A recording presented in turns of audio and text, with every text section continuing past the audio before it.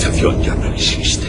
No hay internet, no hay televisión, no hay móviles, no hay oficinas, ni colegios, ni supermercados. Olvídate del tabaco, de la ropa de marca, de tu serie de televisión favorita. Ya no hay nada que te recuerde que eres un ser humano. Estate alerta. El apocalipsis ha empezado. Ahora solo tienes un objetivo: sobrevivir. Olvídate de los vampiros. Si quieres pasar miedo de verdad, danos una oportunidad a los zombies. Si te atreves.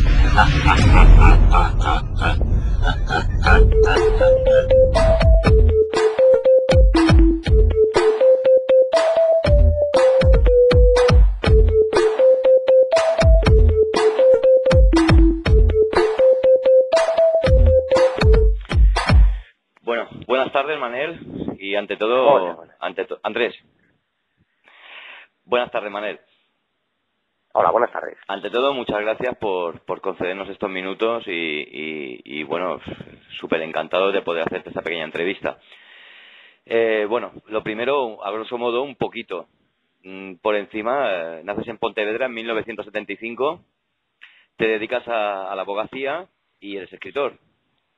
También has colaborado como guionista y presentador de algunos programas de televisión en Galicia. Y también eres columnista de opinión de diversos periódicos. Y mi pregunta obligada es, con todo esto, ¿cómo tienes tiempo de embarcarte en la aventura de un blog y escribir algo que empezó como eso, me imagino, que como un pequeño hobby o algo para desconectar, que al final pues ha dado un bombazo increíble? La verdad es que dicho suena mucho peor de lo que es realmente.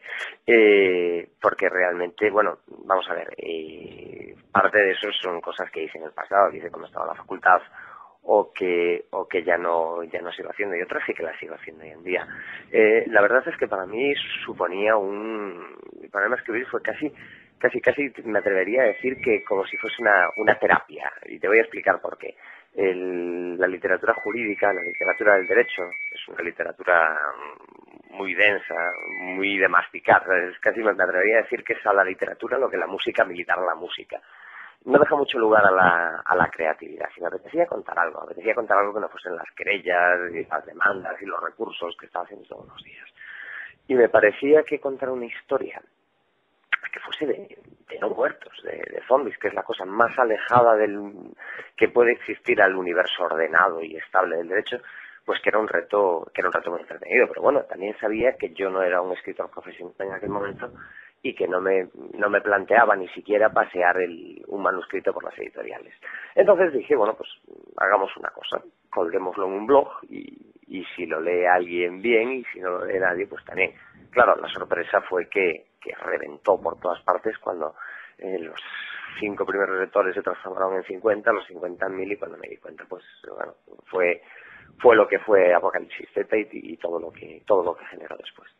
Y por supuesto no pasó nada desapercibido, porque para mucha gente, bueno, yo por lo menos lo pienso así, ¿no? Eres un poquito el George Romero, salvando las distancias en este caso, pero o sea, aquí en este país es un poquito el Romero de la literatura zombie en España, un género que por otra parte tampoco había interesado mucho porque no habían autores españoles, y sin embargo tú has iniciado una cosa que ha seguido Castroguer, Carlos Sisi, o sea... Sí, no, o sea, tampoco es una etiqueta que me quede bien, porque me queda grande. Quiero decir, antes que yo había gente que había hecho cosas de este estilo.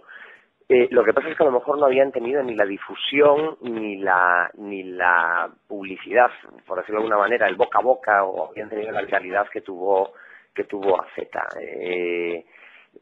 Lo que pasa es que el género Z es un género que se reinventa muchísimo, permanentemente, y si te das cuenta, todo bebe de una misma historia, que es una historia que inventó un tipo genial, que tú lo has dicho, que se llama George Romero, que en el año 67-68 juntó 4 perras y un puñado de amigos y se sacó de la manga un monstruo fantástico, que es el zombie que conocemos ahora, que no tiene nada que ver con el zombie del vudú. El zombie del vudú es un fulano que se muere y entonces hay un hechicero vudú que lo resucita y hace que él sea su esclavo. Pero es uno y es el esclavo de un tipo, aunque está muerto.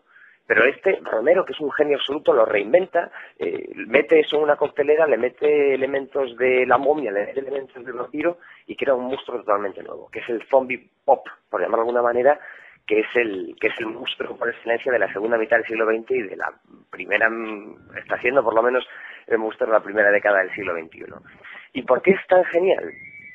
Porque es que es un monstruo que aúna un montón de rasgos interesantísimos y que hace que sean fascinantes, porque después si quieres lo comentamos, pero es quizás el monstruo invencible por excelencia y mucho mejor que cualquiera del resto de los monstruos clásicos. Ese sí que es el auténtico genio, Romero. Todos los que venimos después, todos los que hemos creado historias a partir de ese momento, hemos ido bebiendo de ese monstruo original y de un montón de historias que se han ido entremezclando entre ellas. Y la verdad es que eso es muy bonito y muy divertido, porque aunque a veces te encuentres con salidas un poco extrañas, como zombies en el espacio y cosas por el estilo, sí que se va creando una especie de mitología, una especie de universo propio, donde todas estas historias tienen cabida y no sé dónde va a acabar, pero desde luego es un género que está creciendo con mucha fuerza. Sí, de hecho, en la entrevista que tuve el placer de realizarle a Alejandro Castrover, coincidíamos los dos, ¿no?, en que en este país hay muy buenos escritores de ciencia ficción o de terror, como queramos llamarlo, hay muy buenas ideas y que la gente también se identifica un poquito, ¿no?, porque pasa aquí, pasa en nuestro país, en sitios reconocibles, con protagonistas que están más cercanos a nosotros. Y claro, o sea, eso también creo que es un poco un aliciente para que la gente, cuando compra vuestros libros, pues no sé, aparte de entretenerse, reconozcan los sitios donde ocurren esas historias, ¿no? Yo recuerdo que cuando empecé a leer Apocalipsis Zombie, era un libro que se me hizo muy cómodo de leer, se me hizo corto, la verdad, y los días oscuros, pues como agua de mayo. O sea, recuerdo que las primeras entradas que colgaste de los días oscuros en tu blog, eso fue lo que me incitó a, pues en cuanto salga lo compro. Y aún así, también se me ha hecho corto. O sea, que eres culpable en parte un poco de esta ansia para la gente que le gusta el género, ¿no? Por la fluidez y también por reconocer los sitios un poquito en donde pasan las historias. O sea, estamos un poquito hartos de que si hay zombies en la Quinta Avenida o si el grupo Alfa o Bravo se encarga de eliminarlos. Y en las novelas, en tus libros y en los libros de los demás autores de esta temática, pues encontramos a gente perfectamente reconocible como el Tercio de la Legión, o en tu caso, por ejemplo, que el protagonista es, como tú mismo, un abogado. Aparte de esto, mi pregunta obligada es, ¿no habrás querido un poco plasmar lo que tú hubieras hecho en un apocalipsis? Porque las coincidencias son bastantes. Ojalá. Yo siempre he dicho lo mismo cuando me preguntan esto. Yo creo que soy bastante más torpe y bastante más inútil que el protagonista de la serie de novelas. Bueno, recordemos que el protagonista era torpe al principio, pero luego se espabila, ¿eh? Sí, bueno, la verdad es que es cierto. La verdad es que ya que lo comentas es cierto. Vamos a ver, pero todo esto viene por dos cosas. Primero, respecto de localizarnos en lugares más comunes o en lugares más conocidos, era por darle una vuelta de tuerca, es decir, por darle una dosis de originalidad a la historia. Es decir, me parece muy bien esa historia que nos han contado, sobre todo en el cine, muchísimas veces, del outbreak zombie, por decirlo de alguna manera, pero me apetecía contarlo desde otra perspectiva, es decir, casi con el realismo de un documental, pero evidentemente con el elemento fantástico de que de repente los muertos empiezan a andar, pero casi como si fuese un documental. Y en segundo lugar, ¿qué sucedería si sucediese aquí? ¿Y por qué? Porque me apetecía contarlo desde una perspectiva que fuese lo más cruda y lo más cercana posible.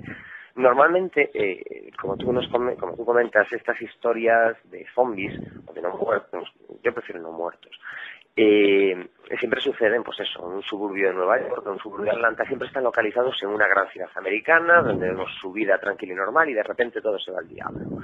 Y aparece un protagonista, que es un tipo alto, guapo, cachas, inteligente, listo, simpático, sardónico, con una sonrisa perfecta en la boca, incluso en las peores situaciones, que por supuesto se lleva a la chica más guapa, sabe conducir todo tipo de vehículos, hasta naves espaciales si se pone, y tiene un auténtico arsenal de armas debajo de la casa que maneja con soltura y sin piedad. Bueno, eso, que en una película americana, en una blockbuster puede quedar muy bien, para mí no es real.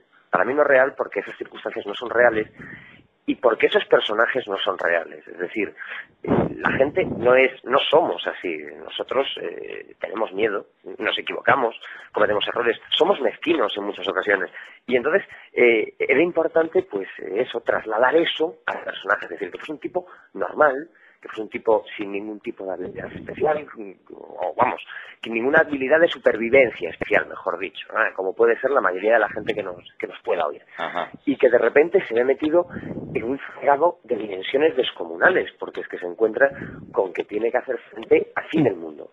Y esa era una de las grandes, era uno de los grandes retos, hacer que eso fuese creíble. Evidentemente, el protagonista, a medida que van pasando los libros, va madurando y va adquiriendo un cierto cinismo, un cierto deje de amargura que bueno, que se le va notando, pero es que es lógico, es decir, y eso también es real. A medida que va superando situaciones se va volviendo un tipo real. Pero desde luego no es Bruce Willis al principio de la historia, ¿vale? Es una persona real.